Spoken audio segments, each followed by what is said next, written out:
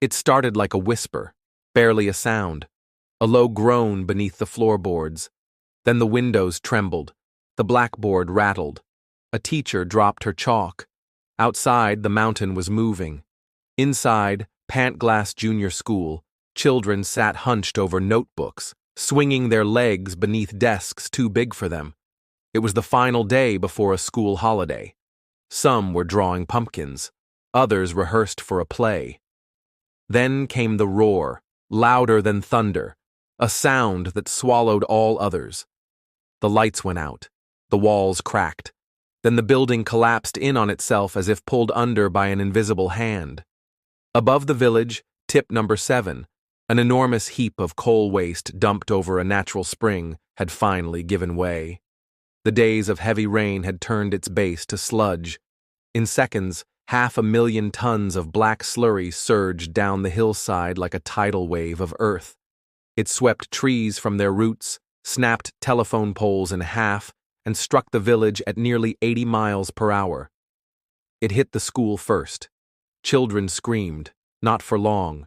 Classrooms were crushed, desks splintered, books turned to pulp under the weight.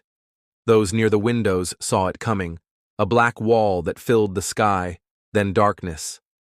A teacher shielded a child with her body. They were both buried alive. Another child was thrown from his chair and trapped, arms pinned beneath a beam, able to hear his classmates crying nearby. Then falling silent. Within minutes, the streets filled with shouting. Parents sprinted from their homes, still in slippers and robes. Some clawed at the rubble with bleeding hands. Others waited in unbearable silence, not knowing whether their children were under there or already gone. Miners from the local collieries dropped their tools and ran toward the school. They dug without food, without rest, for hours. What they pulled from the wreckage were not survivors. They were tiny bodies, caked in black mud, many still in their uniforms. One child's hand was found still gripping a pencil. Another lay beside her best friend, arms entwined. By nightfall, floodlights lit the scene like a battlefield. Families stood at the barriers, clutching photographs, hoping, bargaining, screaming. Police tried to keep order, but nothing could contain the grief. The final toll, 144 dead. Of those, 116 were children. The funerals came quickly. White coffins lined the chapel, rows upon rows. Small boxes lowered into the frozen ground by parents too numb to speak. Some families lost one child, others lost 2. One mother buried 3.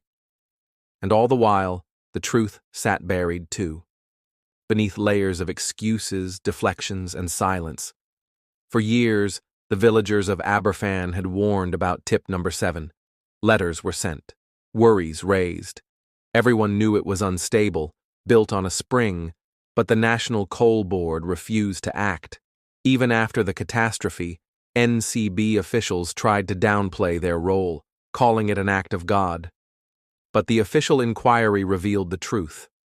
It was preventable. Entirely. No one was prosecuted, no one jailed. The village itself was forced to pay part of the cleanup cost, using money from its own disaster fund. In the decades since, Aberfan became a scar on the conscience of a nation, a place where children's laughter was replaced by silence, and justice never came. Survivors grew up marked by loss, by guilt, by memories they couldn't escape. And though the tip is gone, the shadow remains. The mountain still watches the town, but it has already taken more than enough. Thank you for listening to Road to Ruins. Subscribe for more true stories where systems fail and people pay the price.